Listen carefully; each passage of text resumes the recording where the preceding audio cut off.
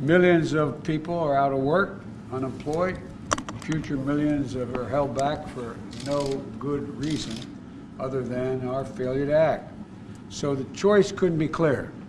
We have learned from past crises the risk is not doing too much, the risk is not doing enough. And this is the time to act now. There is a huge amount of pain in our economy right now. Over 1 million people applied for unemployment insurance last week. If there's not more help, many more people will lose their small businesses, the roofs over their heads, and the ability to feed their families. The President's American Rescue Plan will help millions of people make it to the other side of this pandemic. And it will also make some smart investments to get our economy back on track. I want to emphasize the President is absolutely right. The price of doing nothing is much higher than the price of doing something, and doing something big. We need to act now, and the benefits of acting now and acting big will far outweigh the costs in the long run.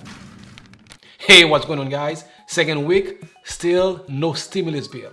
Here's what's going on with the next stimulus package, the third stimulus check, and everything else. Let's get into it. But first, guys, as always, before we get started, do me a favor, thumbs up this video so we can help more people watch it, and also subscribe so you don't miss any of our next videos. Thanks. The President is still pushing Congress to act urgently on the $1.9 trillion stimulus package. The choice couldn't be clearer. We have learned from past crises that the risk is not doing too much, but the risk is not doing enough. The time to act is now, said the President today. His comment was echoed today by the new Treasury Secretary Janet Yellen, who pointed out that 847,000 Americans filed for unemployment last week. The President is absolutely right. We need to act now, and the benefit of acting now and acting big will far outweigh the cost in the long run, said the new Treasury Secretary today. And for the first time today, the President signaled that they might have to go at it alone if they cannot get enough support from the Republicans. And to that we say, do it. Do it. I'm sorry? Support passing COVID relief through budget reconciliation.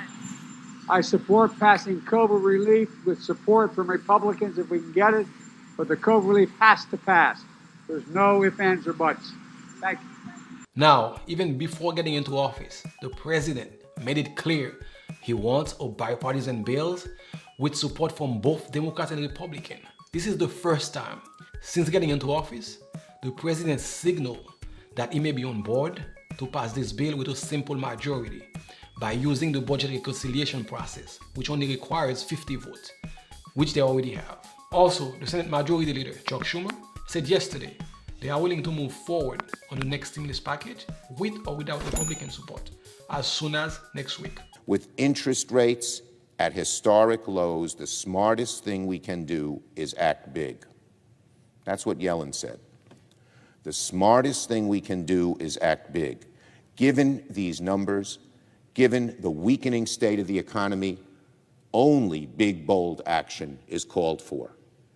To cut things dramatically at a time when the economy needs a boost would be irresponsible and hurt millions of people. We are in the midst of a once-in-a-century crisis. It requires a once-in-a-century effort to overcome it. The dangers of undershooting our response are far greater than overshooting. We should have learned the lesson. We should learn the lesson of 2008 and 2009, when Congress was too timid and constrained in its response to the global financial crisis, and it took years for the economy to get out of recession. We must not repeat that mistake today. So the Senate, as early as next week, will begin the process of considering a very strong COVID relief bill.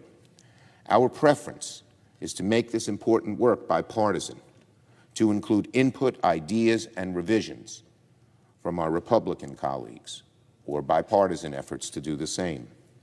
But if our Republican colleagues decide to oppose this urgent and necessary legislation, we will have to move forward without them. We have a responsibility to help the American people fast, particularly given these new economic numbers.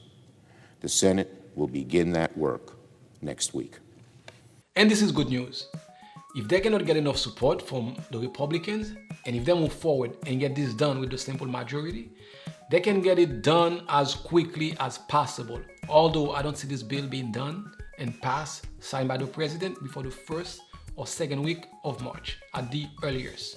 And that's it for today, guys. As always, thank you again for watching. If this is your first time here, my name is Paul with Sunset Realty. And if you made it this far, please subscribe so you don't miss any of our next videos. I will see you in the next one. Thanks.